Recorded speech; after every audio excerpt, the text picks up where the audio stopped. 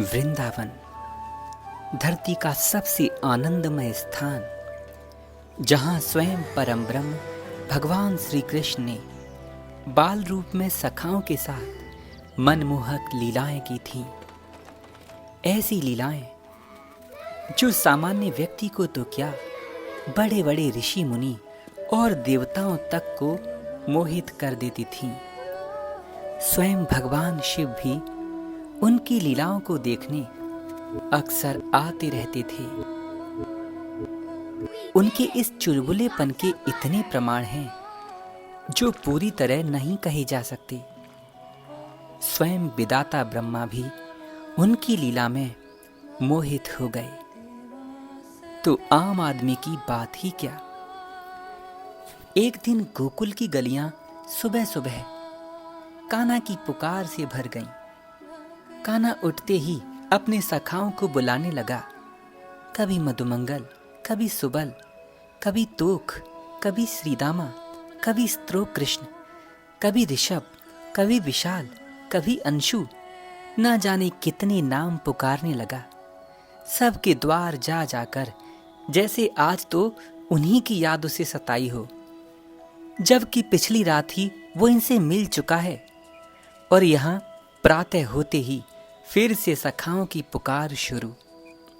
अब सखा भी इसके सखा ठहरे। भला रह कैसे जाएं? कोई खिड़की से कूद कर आता तो कोई छत से ही छलांग लगा देता, कोई बिना कपड़े पहने ही कान्हा की तरफ भागने लगता।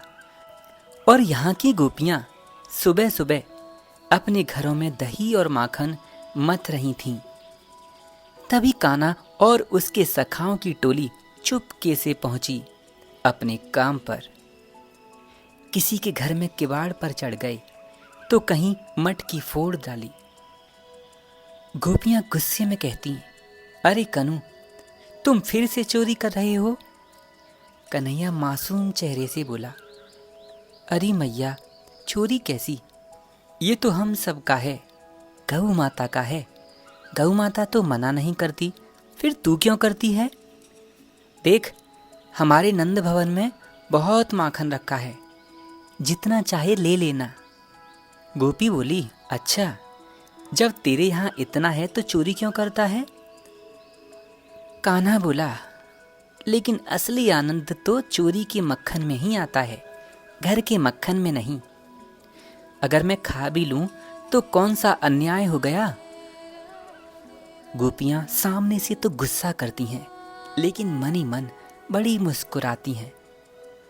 एक गोपी उसके पीछे दौड़ी, बोली, जा दौड़ तू, आज तो पकड़कर नंद बाबा के पास ही ले चलूंगी। कान्हा भागते भागते नंद भवन पहुंचे। नंद बाबा आंगन में ही बैठे थे, अपने समकक्ष गोपों के साथ कुछ बातें कर रहे थे। तभी वो गोपी आई और बोली, बाबा, ये तुम्हारा लाला बड़ा नटखट हो गया है। बाबा, ये माखन तो चोरी करता ही है, घर के बर्तन भी फोड़ देता है। देखो, इसने कितनी सारी मटकियां फोड़ डाली हैं। नंद बाबा मुस्कुराकर बोले, अरे ये मेरा कहाँ, ये तो तेरा ही लाला है। अब तू ही समझा अपने लाला को। अगर ये नटखटपन ना करेगा तो ब्रज की गलियों में रौनक कहाँ से आएगी? और सब एक साथ हंसने लगे। वो गोपी भी शर्मा करके वापस घर लौट गई। प्यारे मित्रों, जरा एक बात सोचिए, भगवान के पास किस चीज की कमी है जो उन्हें माखन की चोरी करनी पड़े? जिनके घर में 9 लाख गाय हों, भला उनके यहाँ माखन और दूध की कमी होगी?